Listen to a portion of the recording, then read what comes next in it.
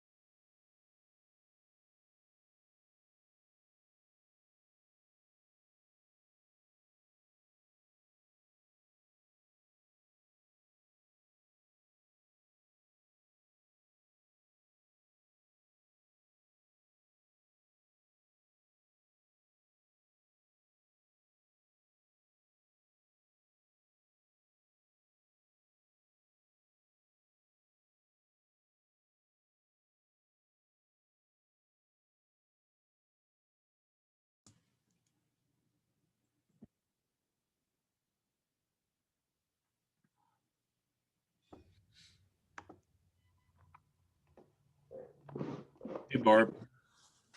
Dave, how are you? Good. Good. Hi, Paul. Hi, Barb. Hi. Hey, Hi, David. how you doing? I'm good. Nice to see you guys. You going Yeah. down to Enterprise Connect by the chance? I am not. We have two county associations at that exact same time, one in Wisconsin, one in Michigan. Dan's doing the Michigan one. I'm going to La Crosse, Wisconsin. Nah, those are good problems to have. No. Exactly. Good morning. Hi, Fran. Hello. Hello, Chuck French. Hi, Barb. How are you? I'm doing fantastic. How are you? Good. I'm good. There's Vicky. Hi, Vicky. No, she was there. Yeah.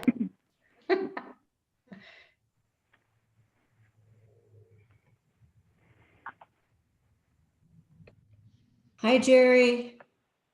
And so when it's time, I'll have to run my deck. I can share it.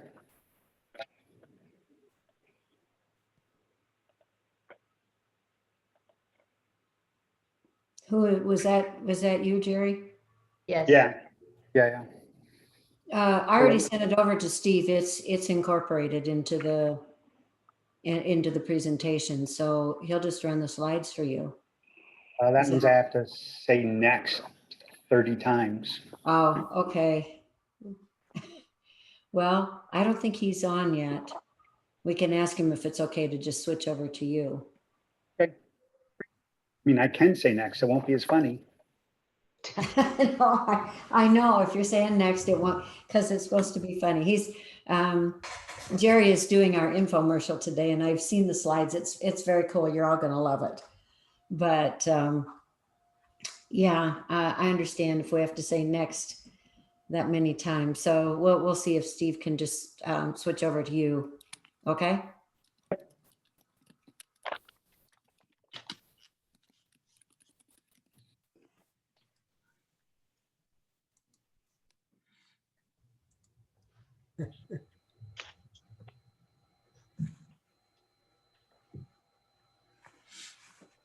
Gary Slattery. Hello. I love reading all your articles. Thank you. You're welcome. Yeah, I got an email from Eric. Just looked at it this morning. It's like, we don't have any panelists for this session that you're doing Enterprise Connect in the fall. Is it supposed to be? Yes. So I did have a question kind of for the group here. What makes the most sense, tutorial type sessions or panel sessions, and why? What kind of topics would be best for each of those? In my opinion, they're both good. A lot of the people like the panel discussion because they get, more ideas from the panel. And then the tutorial sessions are good as well. I myself have spoken at Enterprise Connect the last 7 years, and the crowds are phenomenal in those breakout rooms. So you just have to usually Eric dictates what the topic is that he wants you to speak on. Well, yes, we've already selected a topic, and it was a question of, okay, are there supposed to be panelists for this session or not? And the way it was written up, it was more of a tutorial than it was a panel session. Mm-hmm. So are you wanting to do a panel instead of tutorial? Not really. Okay. Yeah, the It's- tutorials are fine because then you can get interaction too from the audience of Q&A, which, makes it better instead of you just standing there for 45 minutes speaking. Right. Yeah, the subject is digital experience monitoring. Nice. Very nice. And it's a fairly new subject. And I think maybe this year, my response to him was this year to cover it as more of a tutorial, and maybe next year, because I took a look at the vendor exposition. Okay, so what vendors are there? And there are no digital experience monitoring vendors in the agenda so far. So it's kind of like, okay, so who would I invite as panelists that would help the show? Right. I'm with you. This year, I think you should just do it, on your own and then see where it goes from there. Yeah. I agree with that because you have such insight and content, just the experience to draw from. I think listening to you would be much better, be my preference. Okay. Agreed. Hey, Jared, what's that moving sign behind you? Well, funny you bring that up, Barb. I want to let you guys know that tomorrow is my last day with APXNet. I'll be moving on to a different company in the coming weeks. So just want to get on here and tell everybody thank you for welcoming me to the group. It's been fun, and hopefully we'll get to interact again in the near future. You're always welcome to happy hour, Jared. Oh, well, I'll take you up on that, Fran. The login is still the same. Perfect. I'll write it down, and I'll put my contact info in the chat so you have it too. Yeah, and don't forget that we can always use another VAC member if your new company wants to join. I'll try recruiting as soon as I get there. But plus, how will we keep up with Arkansas if you're not, involved, right? So. I mean, I figured you only need so many punching bags, Greg. I mean, if you want me to stick around for football season and then loop back around the next basketball season, we can do that. Well, at least you did better than Baylor did at baseball. So, I mean, I'm sorry you didn't actually make it to Omaha, but, you had a great season for sure. Don't Yeah, answer don't get me started on anything about baseball. Baylor, anybody, because Greg's just going to trick you to talk about college basketball. Don't go there. Hey, since you mentioned that, Dan, Happy birthday is the only thing you're getting from me today, Greg.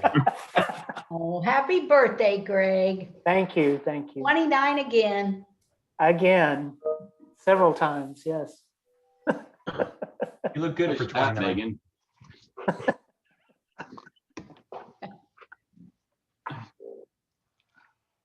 Steve, you have that hat on. Is this for sip tones? Yeah, it's in advance. It's a little hint. Yeah, no, just kidding. No, I'm just feeling like summer today, so I figured, let's go with it. Hey, Steve. Yeah. Jerry Eisner is going to be doing the infomercial, and he'd like you to hand it off to him because he doesn't want to have to say next slide 30 times, and he wants it to be funny and interesting. Can you do that? I don't know. Where is he? Is he on yet? Yeah. Okay. I don't know, Jerry. You're gonna have to write a big check later. Okay, I already owe you. I'll just add it to the bill.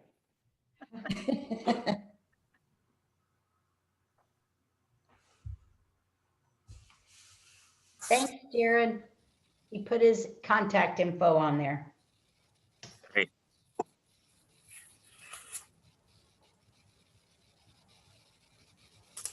So Steve, why is today so much like summer? Because it is. No, because I played golf on Monday and then I went to a Yankee game last night. So Did you? Cool. yeah, it was great. So yeah, I'm getting out and getting into the real world again, and actually I'm with crowds and I don't see any masks. So it's blowing me away, There you go. Yeah. I think Denise would agree that in-person baseball is definitely making you feel a little back to normal. Oh yeah, without a doubt. If you watched the NBA finals last night, it looked very normal. In fact, there were tens of thousands outside, watching the game go on. Wow. That was a good sign. Few drops, right? Part of that was because Northwestern Mutual is headquartered in Milwaukee, and they're having their annual conference this week. So, of course, they took off last night. Those people didn't look like concert goers to me. 65,000 people, Paul? Is that right? Wow. A lot of people. Hey, it's been 50 years and it could be another 50 years. Just saying. Yeah. For You sure. like the Eagles?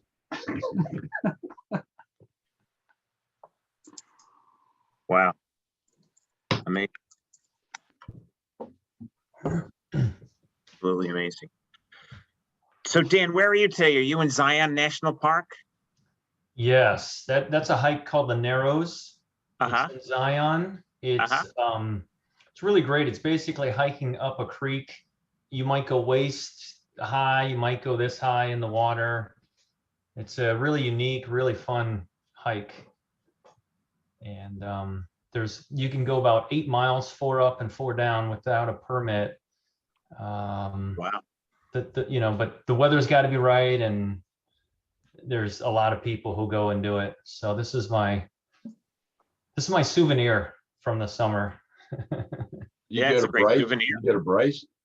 Yeah. Went to Bryce. Yep. If you want to see that picture, I'll do that next week. Yeah, Bryce is awesome.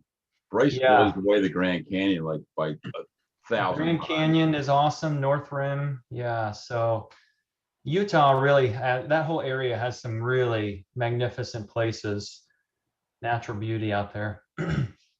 Yeah, I went to Bryce when we had that conference at Snowbird. I took off for a couple of days and went down there by myself and rode a mule up and down a 9-mile track, and that was crazy. Yeah. Nice. Excellent. Yeah. He tried to kill me. He was my mule. Yeah. So Gary knows what a hoodoo is if you've gone to Bryce Canyon. So I don't know, but they had a motel there and it was $2 a night or $30 for the month.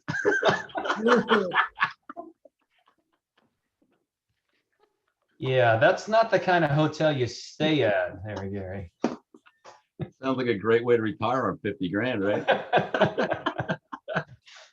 Well, obviously you have more stories than I do then.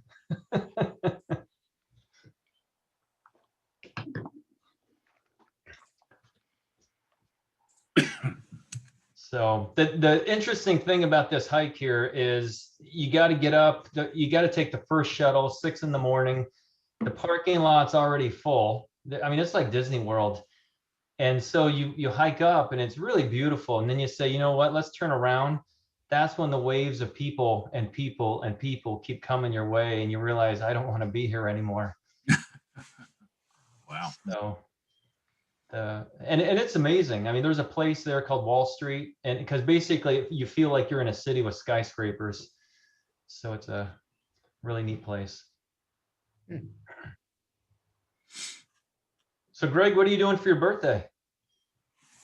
Well, actually, I'm having a new air conditioner installed in our house today. It broke yesterday in honor of my birthday, I guess. Oh, So, how old was it? not as old as me, but it was pretty old. I mean, it was one of those good news, bad news. I've used this air conditioning company for a long time and talked to the owner, and he's like, well, we're going to have to replace it. But the good news is it lasted 12 years longer than I thought it would have. You know? Well, at least we know you like practical gifts, Greg. There you go. Yes, very practical, because it was very hot last night. Yes. And it's fixing to get hotter in Texas. It's been a relatively mild summer so far. Yeah. Greg, I'm glad that was the only thing that expired. Yeah, really. Exactly right. Yeah. I love it. Well, let's get started, everyone. Okay. So I'll start to share my screen here. So we are on, I can't believe it, Fireside Chat number 65. This was really supposed to be a COVID only kind of venture here to help the membership and people outside, obviously, in our membership, but it's turned out to be a big thing. In fact, one of our colleagues, Art Yanamoto, values the Fireside Chats annually at about $2,500 as a member benefit. So, which, yeah, I think I agree. So let me keep going here. Sorry. So got a couple of quick polling questions as usual. Okay. And the first one today is, from your vantage point, how big a threat is voice spam? That's all forms of voice spam to your clients on a scale of 1 to 5. What is the threat level, 5 being the highest, from your vantage point, from your opinion? And I'll just give it a couple of seconds here. And you'll hear today, some of the statistics are pretty amazing what's going on in the world of voice spam. We heard about cybersecurity the last 2 weeks, and you'll hear a lot more today about the voice side. So let me just end the poll. Let me take a quick snapshot here, and I will share my screen. And I will share the results, sorry. And the results are number 3. So 38% of you said that from your vantage point, it's about a threat level of 3. Well, I think by the time you watch today's slides and talk, I think you might change your mind a little bit. We'll see. So let me stop the share. Let me do one more. And that's, so from the client's point of view, same question, how big a threat do you think this threat is? 1 to 5. What do you think their potential, for threat is? So again, I think you'll hear from the conversation, this should be, enlightening, to say the least. It was kind of amazing when I started working with Vicky Suter on this, how enlightened that became. So, oh yeah, I have to stop this, sorry. So let me end the polling. Let me take a quick snapshot, and let me just exit here, and I will share the results. So again, it's number 3, but now we have some number 1s and number 2s, which is kind of interesting. So thanks everybody for that. And I think that gave us a good kind of starting point from where we go. So many thanks to Melissa Swartz and the marketing committee last week on social media. I mean, the strategies that came out of this were pretty amazing. Hey, Barb, you want to share this little contest we're doing here on weeks 2 and 3? I'm sorry, weeks 1 and 2. Oh, sorry. We're doing the social media contest, and many of you have already entered. And the very first week was to give us your Twitter handle, your LinkedIn URL, and so forth. And we've had probably 12 to 14 names in the hat so far. So it's going well. It's going to run over the next 4 weeks. Yep. So thanks, Barb. Yeah. So it's quite interesting and gets everybody involved, and it'll keep the interest going, especially in social media. So a big announcement, I'm sure you have all heard. Zoom is buying Five9 for only $14.7 billion. Okay. And just remember, an industry is 1 billion. Okay. So kind of unprecedented. This is not a commercial about Zoom. It's really just to share with everybody what are the changes going on. where is the market going? And, you know, we thought that Zoom was going to be collaboration only. We had some suspect that they might be buying a call center company, contact center company at some point, and here it is. So the numbers are pretty amazing. It still has to go through approvals and all that with the FCC, et cetera, but interesting. Also, I found a couple of famous quotes, and you know, just to again in the spirit of summer here. So the first one I found was, "I predict that the internet will soon go spectacularly supernova in 1995, and the next year catastrophically collapse." Okay, now does anybody know who that was at the time? So it was Robert Metcalf. Yeah, he was the founder of 3Com. Not just anybody. Okay, and this next one I find is even better. There's just not that many videos I want to watch. Now, does anybody remember who said that? Okay, this will blow you away, okay? It was Steve Chen, the CTO and co-founder of YouTube, expressing concerns about the company's long-term viability. Only 15 years ago, pretty amazing. Okay, so next week we're going to be continuing with part 4 of the dynamic E911 consulting for members. Again, it's a members only for next week, but we invite anybody, of course, that wants to be a member to attend as well. We will have in the next following 2 weeks, we're going to have some 2 sessions around agents. Okay, and are they friend or foe? Are they competitor or partner? It's quite interesting, the different stories that are going on out there. So we'll have Dave Clardy and Marcia Bailey on, and as well as some of our consultant colleagues who will be sharing what they're being experienced out in the real world. One vendor told me recently that 8 out of 10 new leads that are coming in to the company are being registered by agents. 8 out of 10 new leads. Okay, it's a huge potential challenge, because a lot of them are saying, "Oh, I'm a consultant because I'm not going to charge you," and they will, you know, effectively say that they're a consultant because they can sell any of the products within their portfolio. And by the way, it's a real threat to the VAR community too, to the vendor, you know, and the VAC community as well. Okay, because they see that agents who don't really have any skill sets, don't have any certifications, on the most part, are, again, you know, part of this definition. So interesting. So this week we have, it's all about voice security and stopping unwanted voice traffic, and as well as a snapshot from what we had from Luge Profit 2 weeks ago. So we've got Vicky Suter on this week, and we've got Guy and Luge again. So thanks everybody in advance for helping out here. We have a quick infomercial. Jerry, can you try to grab my screen here? I think you can manage my screen. Can you hit it or no? Or should I just stop the share and you can go? Oh, I got it. Okay.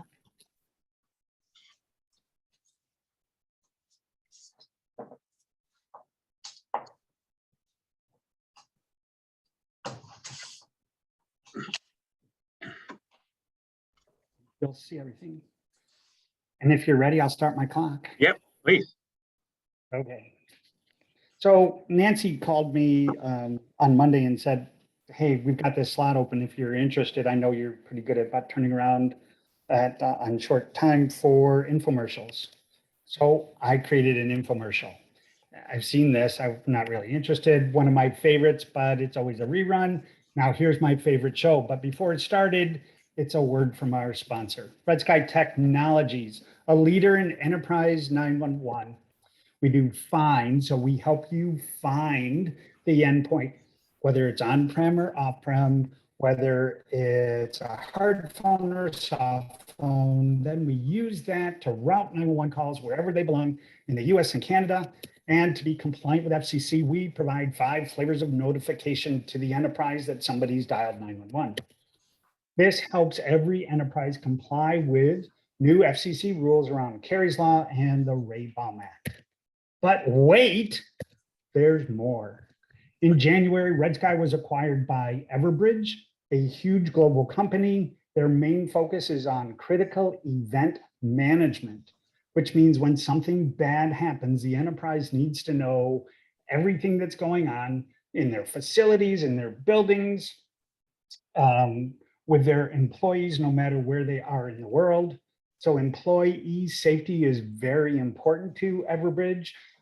Everything from apps that let you check in and look at where you are. So if you're in a safe zone or you're out, somebody in a command center will be notified. They do mass notification, and there's a couple of different flavors beyond traditional mass notification that's typically sold in the enterprise space so that a corporation can notify all its employees. It's also sold to local, state, and federal governments around the world. Oops, sorry. That was my bad, Jerry. Control center. So if you have a facility like General Motors and you want to kind of watch every camera and every door and every fire alarm, they aggregate all those resources into a single place. Global coverage. Red Sky went from being about 60 employees to being close to 2,000 with offices around the world. It really helps us look at emergency calling from a global perspective and using our expertise across all the different product lines. And then for more information on either Red Sky or Everbridge, please feel free to reach out to me. And now back to our show. Thank you, Jerry, and sorry for the little interruption there. That was my bad. I was playing with a new feature on Zoom and cut you out. So Chuck is actually on vacation this week, so I wanted to share maybe something personal from my end. So I've been an Sctc member for 30 years now, which is, of course, I'm only 29, so I don't know how I did it, but we did it, we made it. And I could tell you that, from a practice point of view, from a career point of view, it was probably one of the smartest decisions. It was the smartest decision I ever made. The connections that I've had with colleagues and friendships that I've developed over the years has been unprecedented for me. In fact, I spoke to a client last night and I said, without the Sctc and the people that I'm engaged with in my career, I don't know what I'm going to do when I retire, whenever that's going to be. But I can tell you this, the exposure that I got almost overnight through Enterprise Connect and BC Strategies and other large venues, I was just able to really grow my practice quickly over time. And really, I really owe it all to the Sctc. So, you say to yourself, why is Steve doing like 65 of these fireside chats? Of course, I get, big bucks for doing this, haha. No, I do it out of love for the Sctc and of love, for all the members here, and as well as, bringing new people into the membership. I think it's a career changer for all of you as you join the group. And actually for consultants, Barb and I did some math one day, and we found out that if you can buy 3 Starbucks coffees in 1 week, you can become an Sctc member. Just don't buy the Starbucks. So anyway, enough of my platform here, but thanks. So I'm going to turn the microphone now over to Guy here and to Luge. Do you want me to move the slides? Yeah, let me move the slides because we added something just before.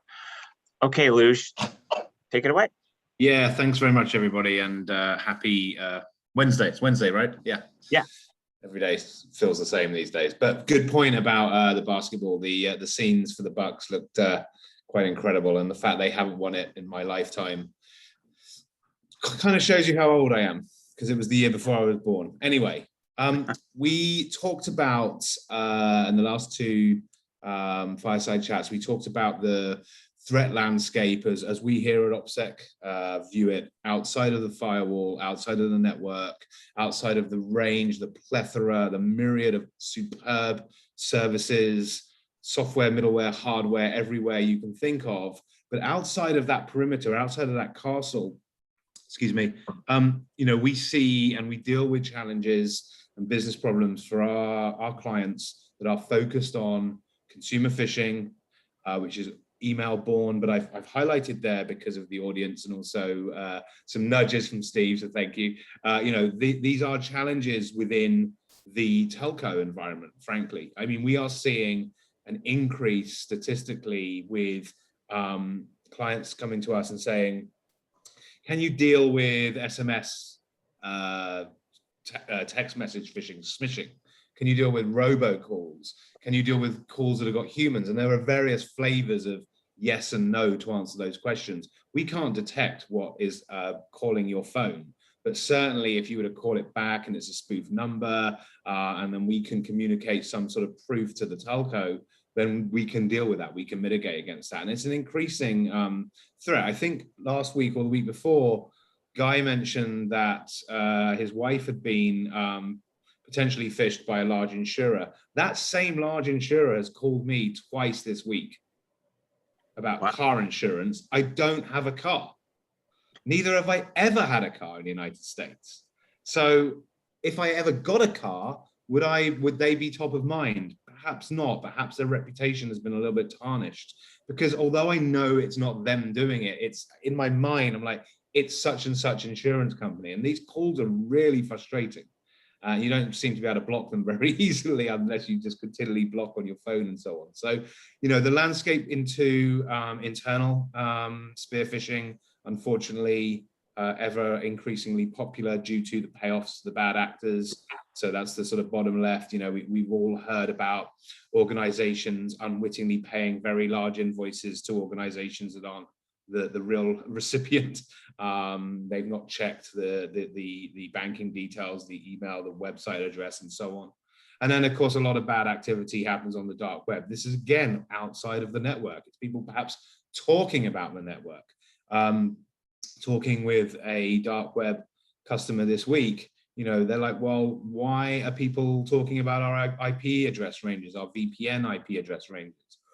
I don't know. They may be talking about them because they're looking for vulnerabilities. They're looking to attack your network. They're looking to attack your castle walls, as it were. And then malware, we're all aware of malware. We're all told not to do various things online. We're all, you know, very wary, I hope, of attachments and so on. But malware is delivered in so many different ways, unfortunately. Malware can be delivered in graphics, can be delivered in an image where it comes down to a pixel. That is literally malware. So, you know, we want to be concerned with things outside of the network, particularly because we want to be able to mitigate those as they may penetrate in the network, unfortunately, as is often the case. So that's how we see the threat landscape outside of the castle and outside of the moat. That's the summary of that. Thanks, Steve. These are some of the talking points, and sort of thinking about a summary and thinking about the conversations that we have here, Guy and myself and others, you know, the sort of things that people, and on these calls, wonderful calls, you know, zero trust. We heard a couple of weeks ago about zero trust, about trust nothing with regards to what you're doing internally, with regards to your networks, your applications, all the services you use, and so on. I'm sort of thinking, well, okay, fine. Well, then treat domain names in exactly the same way. Treat inbound email that gets through your email security layer, your Mimecast, your Proofpoints, fabulous vendors, by the way. But nothing is perfect out there. Unfortunately, things still find their way through.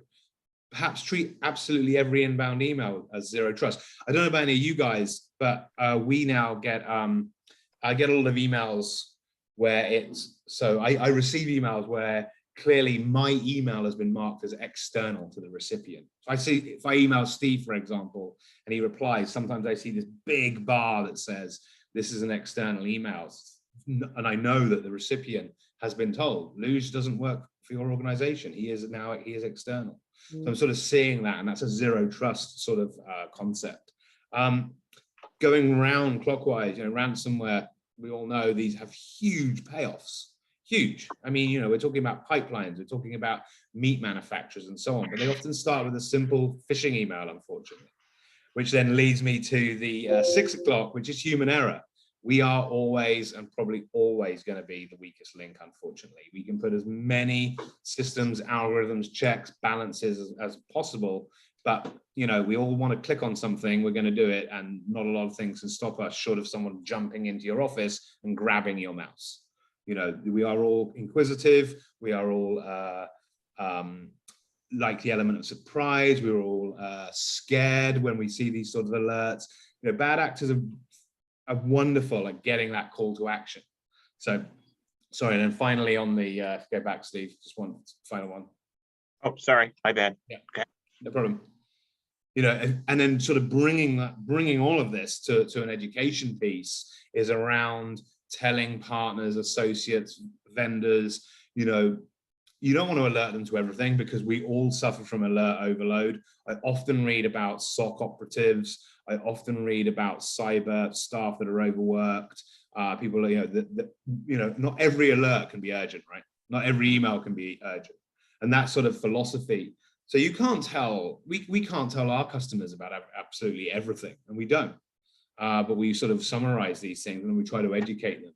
In terms of if an organization is being targeted and campaigned and attacked, you know, you might want to say to, you know, people within your universe, listen, this is not how we communicate, or this is not an email format that we use, or this is not an alert that you might receive saying pay this invoice and all those kinds of things. So I feel like these are the talking points that we've heard a lot about in 2021 and will continue to hear about going forward. Unfortunately, you know, it is the Wild West web outside of the castle walls, and I think it behooves everybody to have some eyes and lenses on those threats. Thanks, Steve. Okay. This is a busy slide. I don't propose to read this because Steve, you share these slides afterwards, right? Yep. But certainly, I mean, you know, you can sort of see from some sort of the matrix structure, you know, things that I hear CISOs and their teams being concerned with are those security, network security blinders, those blind spots. You know, also why external protection? Well, then you explain, well, a lot of inbound threats, they start by their nature outside of the network. This also gives you a lot of intelligence. There's a lot of things that you can do around looking at domain names. There's a lot of things you can do around looking at phishing and so on as to how they're targeting your organization, giving you hints as to how you can communicate with your consumer base, for example, how you could use stolen credentials, for example, to start a campaign to get ahead of that problem. And then, of course, human error. We've got to be able to deal with human error and sort of, to the best of our abilities, try and not mitigate human error because that's impossible, but at least try and have, you know, measures in place that should someone do something, you know, we're telling the right people, we're telling the right networks. For example, here, you know, when somebody clicks on a phishing email, we hope they don't get to it, because we hope, in fact, already we've told the Googles, the Yahoos, the Microsoft of the world, don't let these users go in their browsers, go to these URLs. We're ahead of the problem. So we know people are going to click things. And so therefore, so do the browser organizations, and therefore they want to stop idiots like me clicking on links and actually getting somewhere. I can still click on it, but I'll get an error page. So the idea that we can sort of triage intelligence to cover for human error, those are the blind spots outside of the network. And to the second column, they are external. I think all comes together as to things that we're able to do here. I'm not going to talk about what we do, it's not about us, but more from an educational piece. I think this is useful because it's all about what happens outside of the network and how that can potentially sometimes come inbound. I'm going to jump in, Lou. Lucia, I think most of the mid-market enterprise companies don't think they can do anything about outside the firewall threats on the general internet. Right. Yeah, no, that's a brilliant point, because it's not, I don't think it's not such a digestible laundry list of got a firewall, got an email layer, got a cloud service security, you know, those things. To your point, Guy, I think it's this, you know, and Guy and I deal in this world, fortunately or unfortunately, it's a nebulous, ever-changing internet. I can control what's inside my apartment right here, but outside there in Brooklyn, New York, I can't do anything about that. And I think that sort of attitude does pervade, and I think that's a great point, Guy. But what we're saying is actually there are some quite straightforward measures that you can take that will give you peace of mind that you know, there aren't bad actors registering lookalike domain names and sending them to your CFO, for example, or we're lessening the chances of that happening. Yeah, think in terms of a camera outside your, Lucia's apartment where you can see what's going on. If you start getting visibility to what's happening, that's some of the things that we're talking about. Yeah, absolutely. Absolutely. Cool.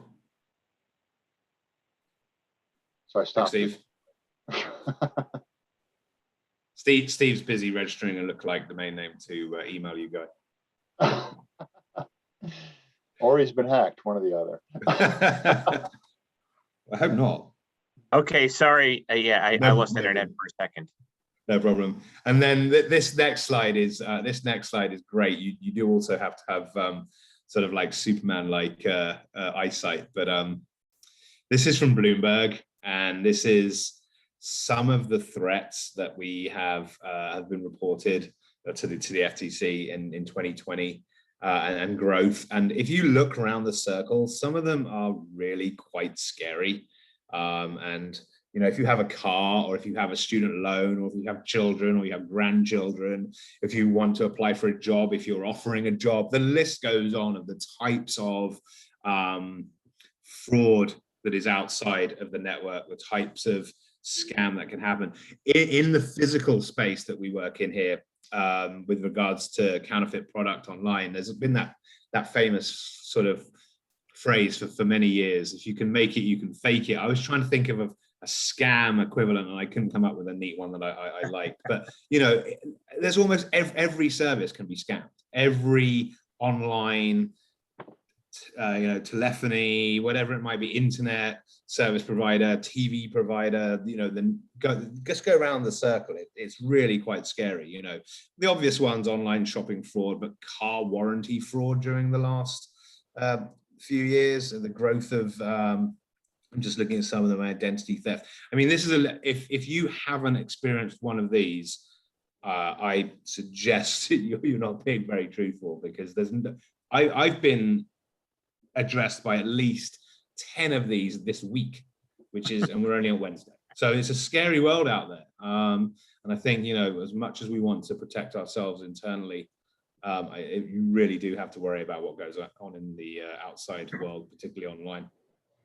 So Luz, are you indicating that out of the 4.8 million in the center there of the FTC reports, that you received approximately 3 million in 2020? Me personally, I don't know, but I mean, I seriously get car calls. I get letters about car insurance that I have then checked and aren't real either. So bad actors will revert to paper, believe it or not.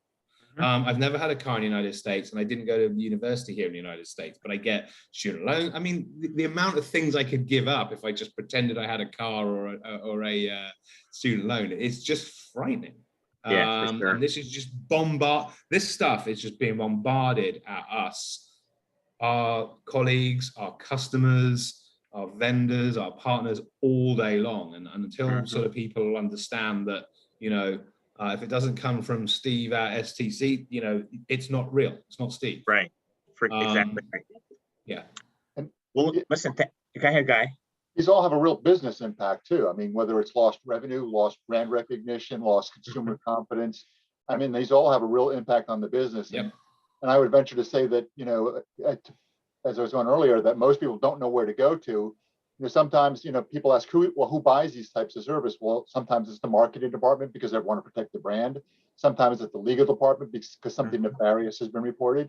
Sometimes it's the CISO because he is noticing an employment scam out on a website he found by accident while doing some of his own Google searches on the company. So it depends on who you talk to and where you go, where the impact's going to lie. But I think if you start bringing this topic forward, I think you'll be shocked at how readily you'll get people to bite and have conversations with you about it.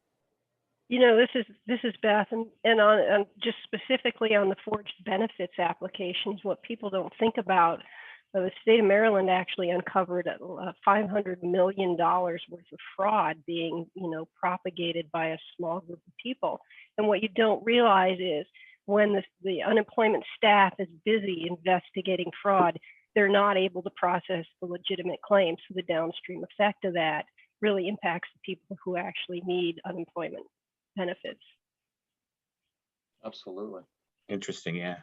And by the way, if you noticed on the right, car warranties is pretty nominal at this point. So it's actually in shrink mode. So I think this really, go ahead. I still get 2 calls a day. Yeah, I still get too many calls. Yeah, I think all 5 of my cars with the family have been now have like 20 years of extended warranties on them at this point. No, just kidding. But I think this really tees up Vicky quite well. Vicky, I know we have just under 20 minutes. Don't feel rushed. We can always continue this in 2 weeks if we need to. All right. I'm going to hand the screen over to you there, Vicky. All right, I got it here. Let's see how we do. How's it looking? And Vicky's got some great stuff, everybody. She and I went through it in the last 2 days, and pretty powerful. So listen, Steve is a stickler. If we're not bringing value, we're not showing up. So that's right. So it's interesting. Luge, I think his name is, really interesting stuff. And it was cool because you talked about this whole thing about you got to get the stuff before it gets into the network. Because once it's in, right, you don't know what's going to happen. So we're going to kind of continue that theme. But there's a lot of information going on around stir shaken and unwanted voice traffic and robocalls. So we're going to dive in a little bit and kind of talk about what this really means, right? How does it truly impact the businesses that you're working with? And this is an unknown issue because I thought it was interesting, Steve, your second poll question asked about what clients think. Clients don't know. They don't know how big the issues are. You can see the emails coming in. You don't really have visibility all around these larger organizations to where these phone calls are happening and what the real risk is. So we're going to talk about things not just from a security standpoint, but overall how it impacts the business. We're going to talk this much about what our belief system is around blocking these calls before they get in through the network at the network edge, really important. And we're going to talk about some real world stories, kind of what we've seen as we got to check into the data. And then we'll give you guys a tool that you guys can use to work with your clients and help figure out how big this issue is for those clients. If you've not heard of us, again, we're not going to spend a lot of time here, but we are pros in the voice world. We're about 30 plus years now, and a lot of folks know us for voicemail replacement or enhancement with speech to text. Mutari is our name. So if you've not ever learned how to say that, think about Mutari change kind of helps you remember how to say it. But changing, of course, is important considering everything that's been going on in the world. So we had to kind of think about for our clients, our major organizations out there, that they're using us to help enhance what they do with voicemail, but all of their big, giant, multi-million-dollar systems are getting inundated with these robocalls, and they kind of came to us because they're like, wait a minute, you got to help us. We need something out there to be developed to figure this out. And in doing so, we've been always known kind of for our development skills and our entrepreneurial kind of industry. But what has been really interesting for us along this path is the education we've also gotten, which is what we're going to kind of share today. And in this education, I think a lot of us kind of walked in thinking, hey, you know what, these calls are annoying. Let's figure out a way to stop them. But we learned that the problem that clients are experiencing is a lot bigger than what we thought. And we also learned why they struggle so much to solve it. So this is a little bit of it. And the first thing you see up there is this 58 billion number. That's in 2019. It's actually been updated. I need to update it here. So it's more than that even now. But think about this, 58 billion robocalls are going out annually in the US, which that's a huge number. Now, here's part of the problem. Not all robocalls are bad. So then your organizations or your clients are sitting back thinking, okay, great, I can stop a robocall. Well, what if it's an emergency notice? Just since I've been on this call, I got an emergency notice from the university in my hometown about an active shooter situation. That's a robocall. I need that call to come through. So organizations don't know how to figure out and filter, you'll keep hearing me use that word, filter the good actors from the bad actors. The second reason that this is really tough for the organizations that you work with is legislation is weak in solving the problem. Now, when I say it's weak, the Trace Act or Stir Shaken, it's really good legislation, but it doesn't stop the calls. So in a nutshell, a very short nutshell, what Stir Shaken really is a way to attest your inbound call traffic. So clients who get the calls coming in, it's able to attest the likelihood that that call is originating from where it says it's originating from. That's a very easy way to put it. It's scored. Basically, if you look at your cell phone and your call history, you might see a check mark, but the calls are still ringing, and that's the problem. I don't know if that's a squeaky door that needs some oil or what. No, I got it. I got it. Go ahead. It was. The calls are still ringing. Sorry, I lost my train of thought. So if you look at your history, probably on your cell phone, you can do this. You might see a little green check mark.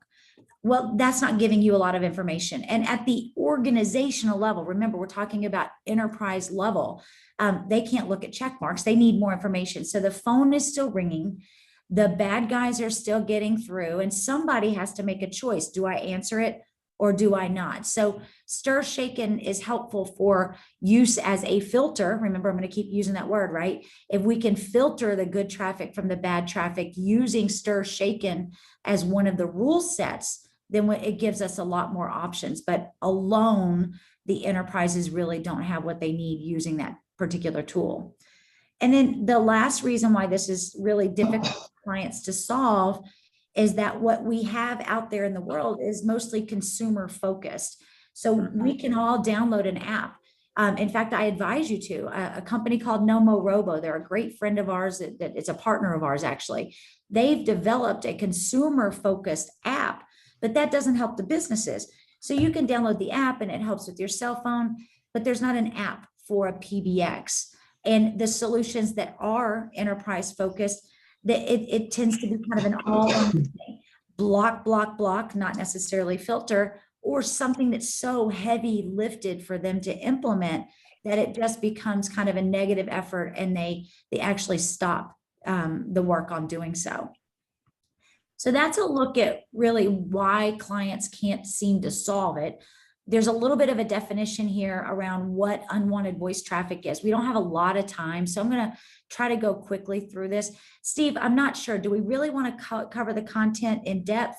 Do we want to split this in two? Tell me what you want to do with about 12 minutes left. Yeah, I think you should cover it at a high level, and then we can bring it back. Okay. So those of you guys that were on when I did the infomercial, we define these. What I want you to take away from this is that not all unwanted voice traffic is the same. We've got spoof calls, neighborhood spoofing. We've got robocalls. We've already talked about that, where not all of them are bad. And then spam calls. It's kind of a big catchphrase for all of this stuff. And then vishing. You keep hearing vishing. We know you guys have learned a lot about email phishing and how to stop it, but vishing is a new term and your clients aren't really familiar with it, but it's probably the biggest threat that IT professionals really don't understand. So it's a black hole and a gap that they just don't even know what to do with. So we have something called analytics, Mutari analytics. Don't worry about that. That's data. And we've been really lucky as we've gone back and looked at the data we've collected over the last several years. We've been able to look at some of the largest organizations in our country and a few outside, and what is their data telling us? So these learnings have helped us understand exactly where the unwanted voice traffic impacts a business. And it's three primary things. First, it impacts the network, the actual network performance. It's infrastructure, right? Your funnel is built to carry so much. And when you overload that funnel, then you've got capacity issues. But it also kind of carries into the capacity issues for staffing.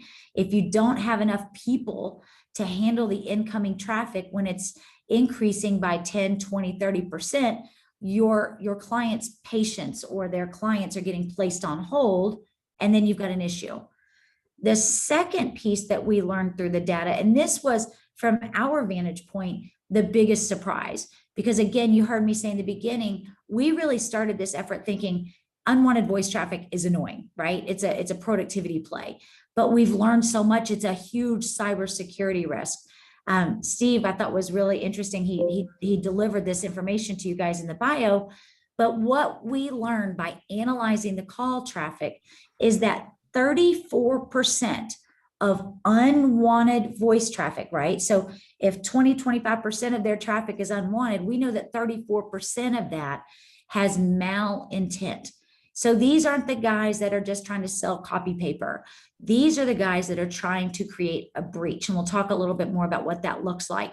But that's a big deal. And I don't think we've really, until recently, as an industry, realized this is where the gaps are. They're buttoning up their networks. They're getting rid of the email phishing. They're getting on the VPNs. They're doing so many things right, but they're not thinking about this particular gap that you can help with. And then, of course, team member productivity. We have a study from UC Irvine. It says 23 minutes of distraction happen every time you get one of those scam calls. It's probably 3 or 4 minutes, but still, in a high volume organization, that adds up very quickly to a lot of dollars. And Vicki, yeah, so I just did the math on these next two slides. I think you're talking about, like, of the 34% of the 12, you're talking literally what, 4% of all calling volume is potentially disruptible. Yeah, I'm going to show you some other numbers because it varies by industry. There's so many neat things out there that we're learning. This is a big generic number, and this number changes for us every couple of weeks because we update our data as we get new voice traffic analysis, and I'll show you that. That's what we call them. So on average, we are realizing that about 12% of all enterprise phone traffic is considered unwanted. We've actually seen, just this past week, we saw one that was 30%. We've seen up to 80% unwanted voice traffic. Now, the good news is some organizations that we work with, they have a minimal exposure. That's good, right? It's just good to know that and let them kind of go on about their business. But folks don't know that this 12% or 30% or whatever is even coming in. The next thing we've learned is about the cybersecurity risk, and that's that 34% number that I said. Now, here's important, right? $8 million is the cost of the average data breach. So I saw on Luja's slide, we've got social engineering, we've got all of these behavioral things. I get it, right? The voice isn't going to necessarily come in and start putting in passwords. However, we just had a case where a voice attack was happening and they were putting in passwords to get into the voicemail to take it all down, right? So voicemail passwords have 4 digits. And the organization that I was on with was actually saying that they had an influx of calls coming in at one time and using the codes over and over to get into voicemail. Now, this is a new type of breach for us. I think we're all learning more about it, but you just never know what the next breach is going to look like. Yeah. In terms of the risk, this is a real industry. $46 billion in telephone fraud or vishing. That's a big industry, right? 46 billion. And each of these and this is for healthcare specifically. Remember, I told you it's about $8 million for the average enterprise breach. It's $1.5 million for the average HIPAA breach. So these are big dollars that happen, not only that create a want for the bad guys to take their action, but also a risk for the organizations and some things that your clients just don't realize. And then we talked about the 23 minutes of team member productivity. I'll keep this brief, and of course, we'll send this to you. This is what we've put together. Of course, there's other examples out there. You've heard me speak over and over again about the need to filter this traffic. We've got to be able to help organizations let their clients in, their patients in, and not run the risk of hanging up on the good guys. So we're filtering the traffic and we're using the SIP header information to do so. So for us, we're looking for SIP trunking to an SBC. And once we do that, we use rules, and the client should be able to help create these rules. And we also use something called a voice captcha, which is kind of a last ditch, hey, press *#25 or whatever to proceed. So more to come on that as we get deeper. Really important, guys. We can do one-on-one conversations to kind of understand your clients better, to arm you appropriately. Here's a nice little grid. I noticed Luch had a grid. I love grids as well. This is one of those tools that we update very often to kind of see what's happening out there. In fact, we've really recently, we're starting to see an uptick in legal and in healthcare, university healthcare setting. But finance, nobody's immune. That's what's really interesting about this. So average robocalls and average annual ROI. I mean, unwanted voice traffic. I mean, it's crazy, right? We've got some of the manufacturing, legal, we're seeing double digits. Wow. In some cases. So really cool. Again, this information changes all the time. So there's not a one size fits all number. I know we're quick to get out of here. I've got some of these stories. This is strictly from us looking at voice traffic and what we found in a few very high profile instances. This particular healthcare system, 18,000 calls per day that were coming in. For them, the spam storms were debilitating, right? They can't get to patient care. This was a clinical setting. So then you've got risk to patients. So they found out it was 5% of their traffic was considered unwanted. Doesn't seem like a lot, but that's 350,000 plus calls annually that we're having to kind of work on vaporizing with them. Legal revenue. It's not meant to be funny. They bill by 15-minute increments. So these guys came to us wanting to measure it. And we're like, okay, 7,500 calls coming in each day. They're not a very large organization. 17% of their phone traffic. So for them, it was all about the dollars and cents for billable hours, as you can imagine. But what going back to that, we've also really learned, this was an earlier assessment that we did. We've really learned the impact of the malicious calls that are coming into legal, right? These guys are at risk and they know it. And that's a big worry for them. One of my very favorite stories, this is an IT group that came to us. The IT group was doing nothing at this point, but managing tickets for telecom to block the calls. We noticed theirs 25%. It's no wonder, right? And they're having to go in to manually try to block these calls through the SBC. It was such a nightmare that their whole C-suite, this is a major media company that probably all of us have touched today alone. And for them, they did a POC with us and we actually were able to start filtering the traffic, and it was such a relief. Then COVID hit, right? They're worried about budgets. They're not sure that the whole call thing is going to happen again. So they're like, you know what? Let's put this thing on pause. Let's just monitor it, but not go forward. We're going to wait a while. Within 2 days, I think it was, the storm started at such a huge rate. We got an instant phone call at the beginning of COVID. We're like, no, stop it. So they actually purchased this with a 2-day issue that happened from stopping the POC. I'm going to leave you with a tool. It's free. Use it however you want. The voice traffic analysis, this is yours, right? This is how you can bring value to your clients and not cost a dime. They don't know how big the problem is. I think we've reiterated this over and over again. They're thinking about some of that stuff that Luge was talking about. They're thinking about their data networks. They're thinking about their email phishing. They're not focused on this because they don't realize there's a fix. They also don't realize how much it's impacting their organization. So you can use the voice traffic analysis. All we need is CDR data, and we upload that in about a week. We provide an actual report that details everything that we just talked about: the network performance, the cybersecurity risk play, and what it means from a team member productivity standpoint, and gives all of their data to them. For some clients, we realize, hey, listen, it's not that bad, right? So we all shake hands, friends. They love you guys for giving them some free data. And for others, it starts your conversation on, okay, now what are we going to try to do about this thing? So I think I covered a lot in 20 minutes. I hope it was helpful. Amazing. What questions do we have? Hopefully it wasn't too rushed. No, it wasn't at all, Vicki. It was great. Questions? I think they're all stunned, Vicki, like I was when I first Wow. spoke. It was that bad, huh? No, it was great. No, I don't think people realize. I mean, we're all very aware of the email issues, right? And, the stuff that goes in the data world.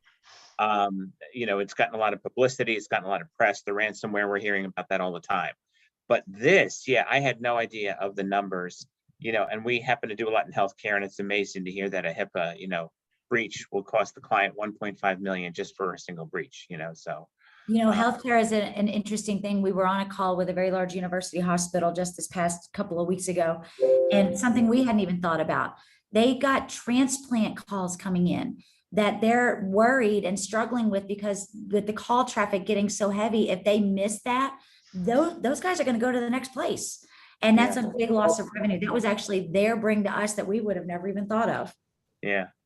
Interesting. So one question from one of the members, from Paul, what does this cost? But I think this is a free initial assessment, right? If I Your remember. assessment is free. You can use that, upload the data, and we'll give you the report and work with you on how to handle it.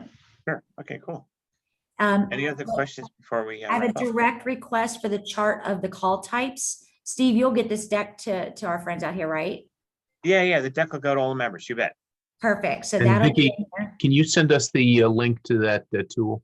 Yes, absolutely. I'll send it to you, Steve, so you can get it out for us. Yeah, or just put it in the chat bar while we're still here too, if you don't mind.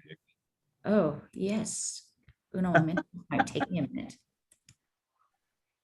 It's Mutari. I think actually, if you just go to mutari.com, you can go down, right, and find assessment, and there you are, right? I think it's right off the first Yeah, page. so our website, we're so lucky because our team has done a great job of making things very findable. Oh yeah, So yeah. all of the resources are there, and I'm copying this link right now as well, and I'll put it in the chat box if I can get it to copy out of my slide. Yeah, but you meet mutari.com and then you look for the assessment. It's either on the main page scrolling down, or or just a page or two in. It's easy to find. Listen, if I could find it, you can find it, You're hilarious. It is easy. And again, everybody, go ahead and hit me up if you want some one-on-one time to kind of give you, like, what are the things that you would even want to ask your clients. I'm here to help for sure. Okay, and then we'll have Vicki back in 2 weeks with a recap too. Okay. Thank you, guys. Well, thanks everyone for attending once again, and we'll see you again next week. Thanks everybody. Have a great week.